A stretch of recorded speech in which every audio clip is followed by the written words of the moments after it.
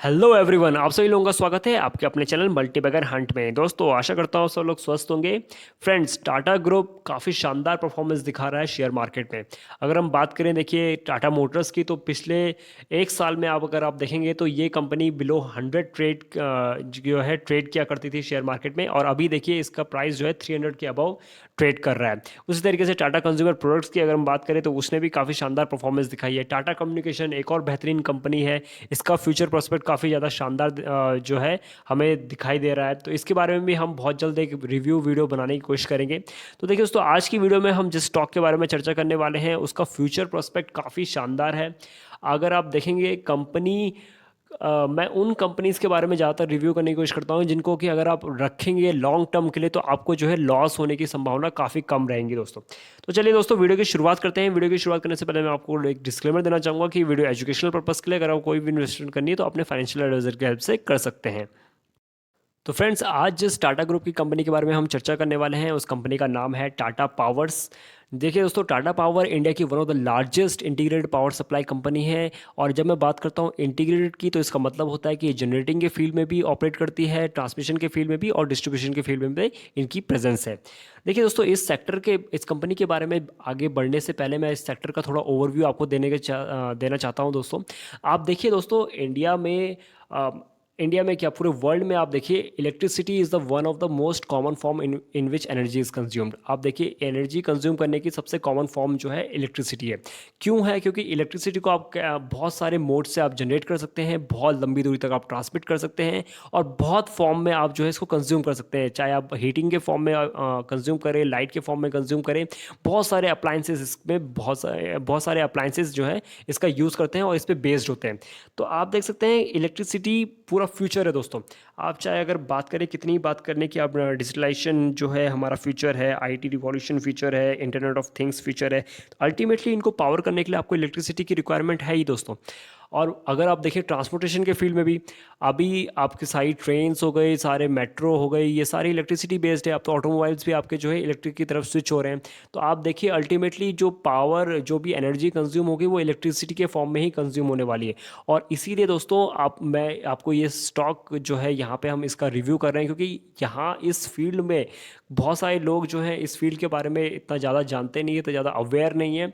But आप देखेंगे कि अगले आने वाले फ्यूचर में ये जो फील्ड है, इस फील्ड की जो कंपनीज़ है वो काफ़ी ज़्यादा डोमिनेट करेंगी, क्योंकि अल्टीमेटली हर चीज़ जो है इलेक्ट्रिसिटी पे ही रन करने वाली है, इलेक्ट्रिसिटी पे ही डिपेंड करने वाली है। तो इसीलिए दोस्तों, मैं टाटा पावर को आपके सामने रिव्यू कर रहा हूँ। और इस कंपनी की क्रेडिबिलिटी, इस कंपनी की मैनेजमेंट की क्रेडिबिलिटी के बारे में तो आपको कोई शक नहीं होना चाहिए, क्योंकि ये टाटा पावर ग्रुप से बिलोंग करती है, और जिसमें कि मैनेजमेंट की क्रेडिबिलिटी इस one of the highest standard पे मेंटेन की जाती है। यहाँ पे देखिए, आप कुछ सब्सिडीज़ हैं टाटा पावर की: Tata power renewable energy, Tata power solar.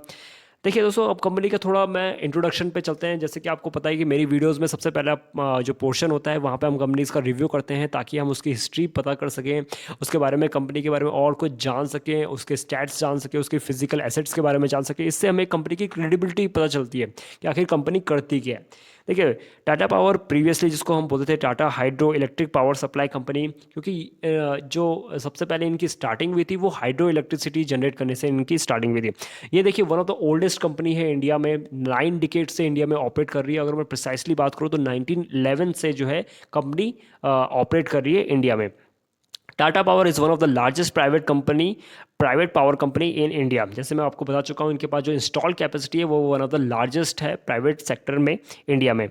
Earlier it was mostly focused in Mumbai, but now it is expanding it's wing all across India. देखिए, मुंबई में आप सबको पता है कि आप जो है वहाँ पे पावर सप्लाई कंपनीज़ को जो है अपने मन के हिसाब से जो है चेंज कर सकते हैं, अगर आपको पावर उनकी सर्विसेज पसंद नहीं आई तो वहाँ पे जो है फ्रीडम है आपके पास। तो वहाँ पे देखिए, टाटा पावर भी सप्लाई करती है, अदानी पावर भी सप्लाई करती है, और स्टेट रन जो आपके डिस्ट्रीब्यूशन कंपनीज है वो भी जो है वहाँ पे पावर सप्लाई करती है। तो आप जो है उनके बीच में स्विच कर सकते हैं। तो प्राइमरली वो मुंबई में जो टाटा पावर है वो मुंबई बेस्ड कंपनी थी। मुंबई में इनका डिस्ट्रीब्यूशन जो है नेटवर्क काफ़ी ज़्यादा स्ट्रॉन्ग है। बट अब उन्होंने धीरे धीरे ट्राई कर रहे हैं कि पूरे ऑल अक्रॉस इंडिया ये अपने थ्रेशोल्ड इंक्रीज़ करें। देखिए, Tata power is actually one of the largest integrated power company in India. जैसे कि मैं आपको बता चुका हूँ, इंटीग्रेशन का मतलब क्या होता है कि ये कंप्लीट सॉल्यूशन प्रोवाइड करते हैं, from generation to transmission to and finally to distribution. अगर अब कुछ और स्टैट्स की बात करें कंपनी के बारे में, तो देखिए, टाटा पावर के पास जो इंस्टॉल कैपेसिटी है इस समय वो है 12,264 मेगावाट। जी हाँ दोस्तों, 12.264 गीगावाट। तो ये आप समझ सकते हैं कि one of the largest company है इंडिया में पावर सेक्टर में। देखिए, ऑफ विच थर्मल का जो अकाउंट है वो 8,805 मेगावाट है, हाइड्रो का शेयर 447 मेगावाट है, विंड एनर्जी 932 मेगावाट, सोलर जो है 1,705 मेगावाट, और जो रेस्ट है वो 375 मेगावाट, जो कि वो हीट वेस्ट हीट से जो है जनरेट करते हैं। So Tata power has its presence all across India. अगर हम टाटा पावर की प्रेजेंस की बात करें, इनकी जनरेटिंग स्टेशंस की बात करें, ट्रांसमिशन लाइंस की बात करें, डिस्ट्रीब्यूशन तो प्राइमरली मुंबई बेस्ड था, बट जनरेशन एंड ट्रांसमिशन जो है ऑल अक्रॉस इंडिया इनकी प्रेजेंस है। चाहे हम गुजरात की बात करें, कर्नाटक में भी इनके प्लांट्स हैं, Jharkhand, Rajasthan, Tamil Nadu, Andhra, MP, West Bengal, Delhi, Bihar, Punjab and others. तो देखिए, ऑल अक्रॉस इंडिया में इनके जो है जनरेटिंग प्लांट्स ऑपरेट कर रहे हैं, ट्रांसमिशन लाइंस ऑपरेट कर रही हैं। और देखिए, अब ये धीरे धीरे डिस्ट्रीब्यूशन के फील्ड में भी ऑल अक्रॉस इंडिया, जैसे जैसे जो आपका डिसेंट्रलाइजेशन हो रहा है, आपके जो इलेक्ट्रिसिटी सप्लाई कंपनीज़ में भी आपको चॉइसेस मिलने वाली है। बहुत जल्द आपको देखेंगे कि बहुत जगह, अलग अलग जगह भी आपके पास जो है ऑप्शन होगा कि आप प्राइवेट कंपनी से भी पावर परचेज कर सकें। तो अब बात करते हैं हमारी वीडियो के जो नेक्स्ट सेगमेंट होता है, जहाँ पे हम कंपनीज़ के फाइनेंशियल्स को डिस्कस करते हैं। तो देखिए दोस्तों, सबसे पहले हम नेट सेल्स के बारे में डिस्कस कर लेते हैं। तो 2016 में, फाइनेंशियल ईयर 2016 में इन्होंने 8,691 करोड़ की सेल की, 2017 में 7,472 करोड़, 2018 में 7,823 करोड़, 2019 में 8,399 करोड़, और फिर देखिए आप 2020 में इन्होंने जो है 8,070 करोड़ की इन्होंने कंपनी ने सेल की। तो अगर आप थोड़ा इस फिगर को, इस ग्राफ को अगर आप थोड़ा इवेल्यूएट करेंगे तो आप देखिए 2016 में भी 8,691 करोड़ की सेल है, और अभी 2020 में भी जो है इनकी सेल्स 8,070 करोड़ पे है। तो अराउंड देखिए, उसी के अराउंड जो है ये कंपनी के सेल्स जो है पिछले 4-5 सालों से मूव कर रहे हैं। वहीं अगर हम बात करूं नेट प्रॉफिट की, तो यहाँ पे आप देख सकते हैं 1355 करोड़ का प्रॉफिट जो है 2016 में, 2017 में 398 करोड़ का प्रॉफिट, 2018 में यहाँ पे लॉस जो है इन्होंने पोस्ट किया है 3151 करोड़ पे, 2019 में अगेन प्रॉफिट 1769 करोड़, एंड 2020 में देखिए 148 करोड़ का इन्होंने नेट प्रॉफिट क्लॉक किया है। और इस ग्राफ को देख के भी आप क्या जो निष्कर्ष निकाल सकते हैं, तो यहाँ पे आप देखिए इनके जो प्रॉफिट्स हैं, जो पावर सप्लाई कंपनीज की जो प्रॉफिट होते हैं, इसीलिए जो है शेयर मार्केट पे इनके शेयर्स की इतनी ज़्यादा वैल्यू नहीं हो पाती, क्योंकि इनके शेयर्स देखिए, इनकी जो प्रॉफिट मार्जिन देखिए आप, कितना ज़्यादा वेरिएशन है इनमें, क्योंकि इनमें आउटस्टैंडिंग बहुत ज़्यादा रहता है, बहुत ज़्यादा इनके जो पेमेंट जो काफ़ी ज़्यादा डिले हो जाते हैं, और काफ़ी ज़्यादा अनएक्सपेक्टेड कुछ खर्चे निकल आते हैं। तो इस तरह से आप देखिए सेल्स ऑलमोस्ट पिछले 6 सालों में सेम रही 8,000 करोड़ के राउंड, बट आप देखिए प्रॉफिट में कितने ज़्यादा वेरिएशन है, आपको कहीं लॉस देखने को मिल रहा है, कभी 1,700 करोड़ का प्रॉफिट है, कभी 148 करोड़ का प्रॉफिट है। तो आप देखिए काफ़ी ज़्यादा वेरिएशन है इनके प्रॉफिट मार्जिन में, इसीलिए जो है इन कंपनी के शेयर्स को काफ़ी ज़्यादा इग्नोर किया जाता है। अगर हम बात करें शेयर होल्डिंग पैटर्न्स की, तो शेयर होल्डिंग पैटर्न में अगर आप देखेंगे, प्रमोटर्स के पास, टाटा ग्रुप के पास 46.86% के शेयर हैं, पब्लिक के पास, इंडियन पब्लिक के पास 20.10% के शेयर हैं, एफआईआईज देखिए 12.17% का स्टेक इसमें ओन करते हैं, डीआईएस देखिए आप 20.86% का स्टेक ओन करते हैं। तो अगर आप कम्युलेटिव देखेंगे तो जो स्ट्रॉन्ग हैंड्स हैं, एफआईआईज, डीआईआईज और प्रमोटर्स का मिला के, ये अराउंड 80% पे यहाँ पे इनका शेयर होल्डिंग पैटर्न है। तो यहाँ से आप जान सकते हैं दोस्तों कि एफआईआईज, डीआईएस भी इस पर काफ़ी ज़्यादा इंटरेस्ट लेके बैठे हुए हैं, और प्रमोटर। तो फ्रेंड्स, कंपनी के फाइनेंशियल्स को रिव्यू करने के बाद आप एक बात का अंदाज़ा तो बिल्कुल लगा चुके होंगे कि कंपनी के जो फाइनेंशियल्स हैं वो बिल्कुल भी एक्साइटिंग नहीं है। अगर बात करें कंपनी की सेल्स की, तो वो बिल्कुल पिछले 5 सालों से स्टैग्नेंट रही है, अराउंड 8,000 करोड़ के अराउंड। कंपनी के प्रॉफिट की बात करें तो वहाँ पे आप देखिए कभी कंपनी प्रॉफिट क्लॉक कर रही है, कभी जो है लॉस पोस्ट कर रही है, कभी सेम सेल्स पे 1,700 करोड़ का प्रॉफिट आ रहा है, कभी जो है 148 करोड़ का प्रॉफिट आ रहा है। तो यही जो ड्रास्टिक चेंजेस हैं प्रॉफिट मार्जिन में, इसी के कारण इन सेक्टर की कंपनीज में इन लोगों का जो है इंटरेस्ट नहीं रहता दोस्तों, क्योंकि कंपनी की जो ईपीएस है वो काफ़ी ज़्यादा वेरी करने लग जाते हैं हर साल। कभी कुछ करोड़ का प्रॉफिट हो रहा है, कभी कहाँ जा रहा है, कभी लॉस पोस्ट हो रहा है, और सेल्स जो है आपकी कॉन्स्टेंट रही है। बट स्टिल जो है हम क्यों इस कंपनी के लिए एक्साइटेड हैं, तो देखिए दोस्तों, जो one of the prime reasons जो हैं इस कंपनी के लिए एक्साइटेड होने के लिए जो है जो कि अकाउंटेबल है इस कंपनी के फ्यूचर के लिए। देखिए, कंपनी का जो फोकस है अब जो है काफ़ी ज़्यादा शिफ्ट हो रहा है, कंपनी जो है काफ़ी एग्रेसिव हो रही है। देखिए, कंपनी जो है सोलर पावर, रिन्यूएबल एनर्जी की तरफ काफ़ी ज़्यादा एग्रेसिवली मूव कर रही है। अब आपको पता है जो सोलर एनर्जी में जो कॉस्ट है, सोलर एनर्जी को प्रोड्यूस करने की वो काफ़ी ज़्यादा कम है। और जो आप लो रेट पे अगर आप एनर्जी कंज्यूम प्रोड्यूस कर पाएँ और उनको हाई रेट पे अगर आप बेच पाए, तो आपको काफ़ी ज़्यादा प्रॉफिट मार्जिन आपको देखने को मिल जाएगा। तो देखिए दोस्तों, कंपनी काफ़ी ज़्यादा एग्रेसिवली फोकस कर रही है रिन्यूएबल एनर्जी की तरफ। अभी देखिए एट प्रेजेंट जो उनका पोर्टफोलियो है वहाँ पे 25% से मोर देन 25% जो है रिन्यूएबल एनर्जी से अकाउंट होता है, जिसमें आपका विंड एनर्जी भी आ जाता है और सोलर भी आ जाता है। तो टोटल देखिए 3084 मेगावाट जो इनकी है वो रिन्यूएबल एनर्जी से आता है। अभी आप देखिए ईवी इंफ्रास्ट्रक्चर, ये भी दूसरा एक प्राइम रीज़न है। यहाँ पे आप देखिए one of the first mover का जो एडवांटेज है वो कंपनी को मिल रहा है। One of the leading company है जो कि इस फील्ड में ऑपरेट कर रही है। बहुत सारी जगह इन्होंने पायलट प्रोजेक्ट्स लगाए हैं ताकि इस फील्ड में जो भी चैलेंजेस आने वाले हैं आगे इस ईवी इंफ्रास्ट्रक्चर को डेवलप करने में, उनको कंपनी टैकल कर सके। अगर दूसरी हम बात करें, देखिए सोलर पैनल की मैन्युफैक्चरिंग, जी हाँ दोस्तों, यहाँ पे भी कंपनी काफ़ी ज़्यादा पाइनियर कंपनी है, काफ़ी ज़्यादा लीडिंग कंपनी है इंडिया में। आप बिलीव नहीं करेंगे दोस्तों, पिछले एक साल में 1.9 गीगावाट के सोलर पैनल्स को कंपनी एक्सपोर्ट कर चुकी है ऑल अक्रॉस द वर्ल्ड। और इसकी क्वालिटी जो है दोस्तों, जी हाँ दोस्तों, क्वालिटी के लिए बहुत ज़्यादा फेमस है टाटा पावर के सोलर पैनल्स। बहुत ही ज़्यादा हाई स्टैंडर्ड के सोलर पैनल्स जो है कंपनी मैन्युफैक्चर करती है। और देखिए कंपनी अभी फोकस में आपको बता चुका हूँ 700 मेगावाट से कंपनी के सोलर प्रोजेक्ट्स जो हैं इंस्टॉल होने वाले हैं बहुत ही जल्द। तो देखिए प्राइम रीज़न क्या है, क्यों जो है आजकल सारी कंपनीज, सारी पावर ट्रांसमिशन कंपनी जो है सोलर की तरफ मूव ऑन कर रही है। चाहे आप बात करें अदानी ग्रीन की, ये स्टॉक कितना मल्टी बैगर साबित हो चुका है। 100 रुपीज़ से मैं देखा हूँ दोस्तों, अभी ये 1000 रुपीज़ पे ट्रेड कर रहा है। तो 10x के रिटर्न्स जो हैं अदानी ग्रीन आपको दे चुका है। आपके उसके अगर आप देखेंगे पी रेशियो, तो कहाँ पे कंपनी का अदानी ग्रीन का पी रेशियो अराउंड 300 के अराउंड जो है इस समय एग्जिस्ट कर रहा है। तो आप खुद ही अंदाज़ा लगा सकते हैं दोस्तों कि ये सारी कंपनीज जो है सोलर की तरफ बिल्कुल पागलों की तरह जो है इस फील्ड में जो है उतर रही है। तो और आप देखिए टाटा पावर भी जो है इससे अछूती नहीं है। यहाँ पे भी कंपनी काफ़ी एग्रेसिव गोल्स आगे आने वाले फ्यूचर्स में कंपनी ने सेट किए हैं। तो आखिर क्या रीज़न है कि सारी कंपनीज जो है इस सारे फील्ड में ऑपरेट करना चाहती हैं, सोलर पावर को डेवलप करना चाह रही हैं? तो देखिए दोस्तों, इसका पूरा रीज़न जाता है पेरिस क्लाइमेट चेंज को, पेरिस क्लाइमेट एग्रीमेंट को। देखिए पेरिस क्लाइमेट एग्रीमेंट क्या था, इसका थोड़ा मैं आपको थोड़ा ओवरव्यू देना चाहूँगा। थोड़ा मैं लीक से हट के जाना चाहूँगा, बट आपको इस पूरे फील्ड की ग्रेविटी को समझने के लिए ये सारी इन्फॉर्मेशन मैं आपको देना चाहता हूँ। देखिए हिस्टोरिकली जो कार्बन एमिशन हुआ है अभी तक टिल डेट, एटमॉस्फेयर में जो भी कार्बन एमिशन हुआ है उस सब के लिए कौन जिम्मेदार है? तो आप यहाँ पे देखेंगे 25% उस सब के लिए जिम्मेदार है यूएसए, 22% की जिम्मेदारी है यूरोपियन यूनियन की। ये दोनों जगह, ये आपका यूरोपियन यूनियन और यूएसए दोनों डेवलप्ड लीग में आते हैं। इनके यहाँ सबसे पहले इंडस्ट्रियलाइजेशन स्टार्ट हुआ 1900 से, इनके पास इंडस्ट्रियलाइजेशन है। तो ये दो है जो मेजरली अकाउंट करते हैं पूरे वर्ल्ड का कार्बन इमिशन के लिए अभी तक का टिल डेट हिस्टोरिकली। उसके बाद देखिए चाइना जो है अकाउंट करता है 13%। चाइना भी देखिए डेवलप्ड जो है कैटेगरी में आता है।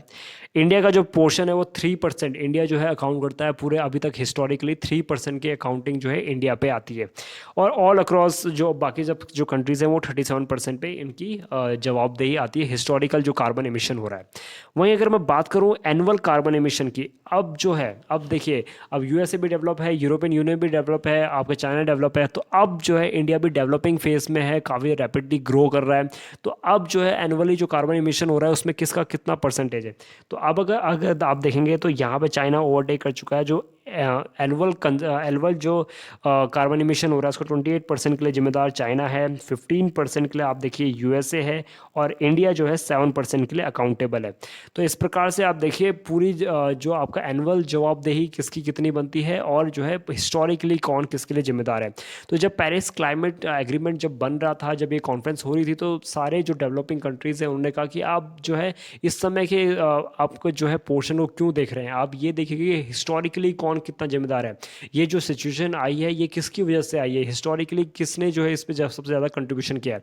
तो इन्हीं सब चीज़ों को देखते हुए बहुत सारी हर कंट्रीज़ को अलग अलग टारगेट दिए गए, और जो इंडिया को जो पास जो टारगेट्स मेन जो प्राइमरली 3 टारगेट्स इंडिया को दिए गए, उसके अनुसार देखिए दोस्तों, जो सबसे पहला टारगेट है इंडिया को अपना जो कार्बन इमिशन है, कार्बन इमिशन टू जीडीपी, इसका जो रेशियो है उसको जो है रिड्यूस करना है 30 से 35% ऑफ 2005 का लेवल।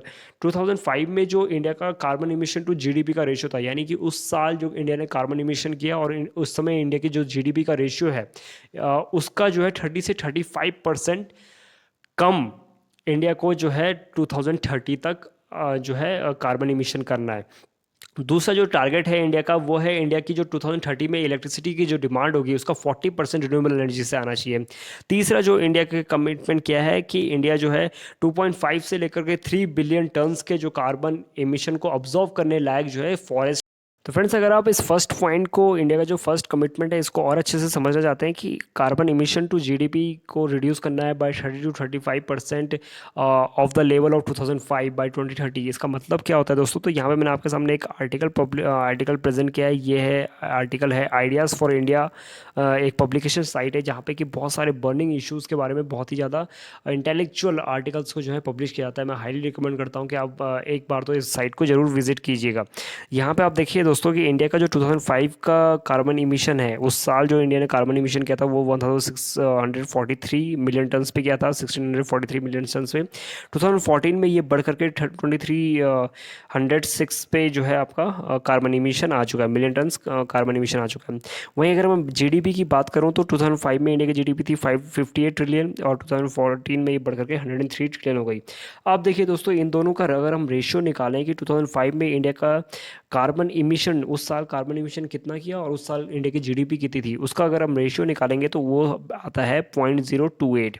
वहीं अगर हम 2014 में अगर ये रेशियो निकालें तो वो हमारा निकल करके आता है 0.022। तो अगर आप इस इन दोनों रेशियोज़ को कंपेयर करेंगे तो दोस्तों आपको देखने को मिलेगा कि इंडिया ऑलरेडी 2014 तक 21% से रिड्यूस कर चुका है अपना कार्बन इमिशन टू जीडीपी, और हमें कितना करना है दोस्तों? 32 से 35। तो ये जो है काफ़ी ज़्यादा इजीली इंडिया अचीव कर पाएगा बाय 2030। वहीं अगर हम बात करें सेकंड जो इंडिया का कमिटमेंट है कि इंडिया जो है अपनी टोटल जो पावर रिक्वायरमेंट है, जो 2030 में पावर रिक्वायरमेंट होगी इंडिया की टोटल, उसका 40% जो रिन्यूएबल एनर्जी से जो है इंडिया डेवलप करेगा। तो यहाँ पे देखिए दोस्तों, एट प्रेजेंट इंडिया की कंडीशन क्या है। एट प्रेजेंट एनुअली इंडिया को 382 गीगावाट्स पावर की रिक्वायरमेंट होती है इलेक्ट्रिसिटी की। उसका देखिए 53% अकाउंट करता है कोल। रिन्यूएबल एनर्जी जिसमें कि सोलर एनर्जी, विंड एनर्जी और स्मॉल हाइड्रो आते हैं, वो अकाउंट करते हैं 24.60%।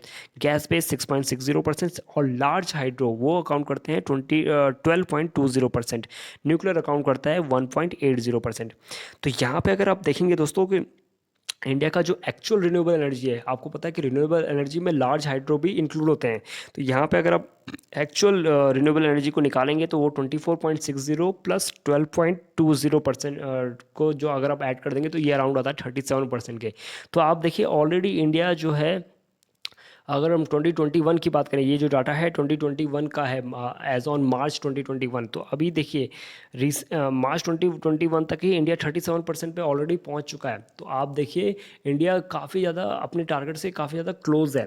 तो इस तरह से अगर आप देखेंगे कि इंडिया काफ़ी इजीली जो है ये टारगेट अचीव कर सकता है। बट इंडिया ने अपनी रिस्पॉन्सिबिलिटीज़ को समझते हुए इंडिया ने जो अपने लिए खुद से जो टारगेट सेट किए हैं वो काफ़ी ज़्यादा एग्रेसिव है दोस्तों। स्पेशली मोदी गवर्नमेंट ने जो टारगेट सेट किए हैं वो काफ़ी ज़्यादा एग्रेसिव हैं। देखिए इंडिया ने डिसाइड किया है कि बाय 2022 इंडिया जो है 175 गीगावाट जो है रिन्यूएबल एनर्जी से डेवलप करेगा, और इसमें लार्ज हाइड्रो को इंक्लूड नहीं करता है देखिए दोस्तों इन टारगेट में। और बाय 2030 इंडिया का टारगेट है 500 गीगावाट्स का जो है रिन्यूएबल एनर्जी से डेवलप करने का।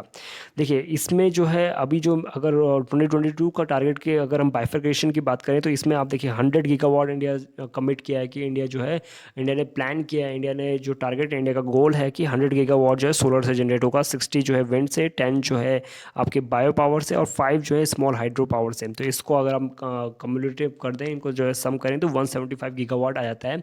ये इंडिया ने टारगेट सेट किया है। तो देखिए एज ऑन मार्च 2021, एक साल पहले तक हम कहाँ पे स्टैंड कर रहे हैं। तो यहाँ पे आप देखिए इंडिया जो 100 गीगावाट सोलर के कंपैरिजन में 40 गीगावाट की इंस्टॉल कैपेसिटी इंडिया लगा चुका है। इंडिया जो है 60 गीगावाट विंड के कंपैरिजन में 39 गीगावाट जो है विंड लगा चुका है। बायो पावर के लिए इंडिया जो है 10 गीगावाट जो है कमिट किया था, 10 गीगावाट का जो है गोल सेट किया था, 10 गीगावाट जो है ऑलरेडी प्रोड्यूस कर रहा है। और 5 गीगावाट जो है सोलर के लिए, उसके कंपैरिजन में 4.79 गीगावाट इंडिया ऑलरेडी प्रोड्यूस कर रहा है। तो अब यहाँ पे देखिए बहुत ज़्यादा कैचअप यहाँ पे अभी भी बाकी है सोलर और विंड के फील्ड में। बट देखिए ये जो टारगेट है इंडिया काफ़ी ज़्यादा एग्रेसिव सेट कर रहा है, ताकि एटलीस्ट इन टारगेट को फोकस में रखते हुए हम कहीं तो पहुँचेंगे काफ़ी। अगर हम इसके क्लोज भी पहुँच जाते हैं 150 गीगावाट भी अगर हम लगा देते हैं दोस्तों, तो ये काफ़ी बड़ा अचीवमेंट होने वाला है। तो आप देखिए इसी के कारण देखिए अदानी ग्रीन काफ़ी ज़्यादा एग्रेसिवली जो है काम कर रही है। प्राइवेट कंपनीज भी जो है इस टारगेट को पूरा करने में काफ़ी ज़्यादा योगदान दे सकती हैं। तो प्राइवेट कंपनीज में आप देखिए अदानी ग्रीन काफ़ी ज़्यादा एग्रेसिवली काम कर रही है। उसी तरीके से टाटा पावर भी इस सेक्टर में काफ़ी ज़्यादा एग्रेसिवली काम करेगी दोस्तों। इस ग्राफिकल रिप्रेजेंटेशन से भी आप इजीली देख सकते हैं, जो कि मैंने आपको यहाँ पे अभी प्रेजेंट किया था कि इंडिया का जो टारगेट क्या है। और इंडिया जो है देखिए सोलर में इंडिया का टारगेट 100 है, और इंडिया जो है इस समय 35-40 के अराउंड जो है प्रोड्यूस कर रहा है। इंडिया जो है 60 का टारगेट है विंड में, और इंडिया जो है 39 अराउंड जो है इंडिया जो है कंप्लीट जो है विंड इंस्टॉलेशन लगा चुका है। बायोमास में देखिए 10 गीगावाट का कमिटमेंट है, और अराउंड 10 गीगावाट इंडिया पहुँच चुका है। और हाइड्रो में आप देखिए 5 गीगावाट का कमिटमेंट है, और 5 गीगावाट इंडिया अचीव कर चुका है। तो देखिए दोस्तों इसीलिए देखिए ये सारे रीजंस हैं, ये सारे पूरा एक आप देखिए पूरा एक फोर्स लग चुकी है, पूरा गवर्नमेंट की बैकिंग है। गवर्नमेंट जो है काफ़ी ज़्यादा कमिटमेंट कर रहा हुआ है, कमिटमेंट। और इसका एक और चीज़ है देखिए, ये सिर्फ कमिटमेंट ऐसा नहीं है कि इससे जो है इंडिया को कोई नुकसान हो रहा है। आप देखिए आप इन्वायरमेंट को भी प्रोटेक्ट कर रहे हैं, और दूसरा आप ये देखिए कि जो सोलर से एनर्जी जनरेट करने की जो कॉस्ट है, जो पर यूनिट कॉस्ट है, वो काफ़ी ज़्यादा रिड्यूस हो चुकी है दोस्तों। बैटरी की कॉस्ट काफ़ी कम हो रही है, सोलर पैनल्स की कॉस्ट काफ़ी कम हो रही है। उनसे जो प्रोडक्शन पर यूनिट जो बिजली जनरेट हो रही है, उसकी कॉस्ट जो है कोल से भी काफ़ी ज़्यादा कम हो चुकी है। और ये इसीलिए दोस्तों इंडिया काफ़ी ज़्यादा पुश कर रहा है, क्योंकि ये इकोनॉमिकल भी है। इन सारी कंपनीज जो भी इनको इंस्टॉल करेगी, उनको जो लागत आएगी वो काफ़ी कम होने वाली है। और लागत कम होगी तो इस पे जाहिर सी बात है इनका जो है प्रॉफिट मार्जिन काफ़ी ज़्यादा बढ़ जाएगा दोस्तों। इसीलिए दोस्तों देखिए इनका प्राइस चार्ट अगर मैं आपके सामने प्रेजेंट करूँ टाटा पावर का, तो पिछले एक साल का प्राइस चार्ट मैंने आपके सामने प्रेजेंट किया। तो पिछले एक साल में जो 52 वीक लो जो कंपनी ने लगाया है, ये टच किया था कंपनी ने 4 मई 2020 को। और इस जो 52 वीक लो था वो था अराउंड 27 रुपीज़ पे। और अगर 52 वीक हाई की बात करो तो ये रिसेंटली कंपनी ने टच किया था 15 मार्च 2021, और जो कि था 106 पे। तो आप देखिए काफ़ी ज़्यादा आपको 27 का अगर आप कंपेयर करेंगे तो 106 अराउंड 3 टाइम्स या 4 टाइम्स जो है कंपनी का जो है 3 to 4 टाइम्स जो है कंपनी का शेयर जो है ऑलरेडी चल चुका है एक साल में। बट अगर आप देखेंगे, मैं जो आपके सामने प्रेजेंट किया है पूरा डाटा मैंने आपके सामने प्रेजेंट किया है, आप खुद ही जो है इस सारी इन्फॉर्मेशंस को गैदर करके आप खुद सोच सकते हैं कि ये कंपनीज़ कितना ज़्यादा कंट्रीब्यूट कर रही है इन्वायरमेंट के लिए, और कितना ज़्यादा कंट्रीब्यूट करने वाली हैं इनसे इनकी जो प्रॉफिट मार्जिन है कितना ज़्यादा एक्सपेंड करेगी। और जो आने वाला फ्यूचर है वो रिन्यूएबल एनर्जी का है दोस्तों। और आपको एक और मैं आपको की पॉइंट यहाँ पे बताना चाहता हूँ दोस्तों, कि ये कंपनीज जो हैं जितनी ज़्यादा रिन्यूएबल एनर्जी पावर लगाएंगी, उतनी ज़्यादा कार्बन क्रेडिट एक टर्म है, एक टर्मिनोलॉजी है, एक सिस्टम है, जिसमें कि जितनी ज़्यादा आप रिन्यूएबल एनर्जी लगाओगे, रिन्यूएबल एनर्जी या एफॉरेस्टेशन करोगे, जितना ज़्यादा आप कार्बन कम करने वाले स्टेप्स लोगे, उतने ही आपके कार्बन क्रेडिट जनरेट होते हैं। और उन कार्बन क्रेडिट्स को आप जो है कंपनीज़ को या किसी और कंपनीज़ को बेच सकते हैं, किसी और कंट्री को भी बेच सकते हैं। तो ये सारी कंपनीज़ देखिए इसीलिए गवर्नमेंट का भी बैकिंग है, गवर्नमेंट की बैकिंग है, और उसके अलावा पूरे वर्ल्ड जो है आपको बैक कर रहा है और टेक्नोलॉजी ट्रांसफ़र कर रहा है। तो ये सारी फैक्टर्स है जो कि इस कंपनी को जो है आगे आने वाले फ्यूचर में काफ़ी एग्रेसिवली ग्रोथ आपको दिखा सकते हैं। और आप देख चुके हैं, एक लाइव एग्जांपल आपको देखने को मिल चुका है कि अदानी ग्रीन का जो स्टॉक है वो आप देखिए देखते देखते 100 से बढ़ करके 1000 रुपीज़ पे पहुंच चुका है। उसका पी रेशियो अगर आप बात करेंगे तो 300 के अराउंड उसका पी रेशियो है। वहीं अगर आप टाटा पावर के इस समय पी रेशियो कैलकुलेट करेंगे तो ये अराउंड आता है 50-60 के अराउंड। तो आप देखिए कितना बड़ा गैप है अभी भी अदानी ग्रीन में और टाटा पावर में। तो देखिए दोस्तों आज की वीडियो में इतना ही। Thanks for listening. Please channel को लाइक कीजिए, शेयर कीजिए, सब्सक्राइब कीजिए, और हमें इसी तरह मोटिवेट करते रहिए। जय हिंद।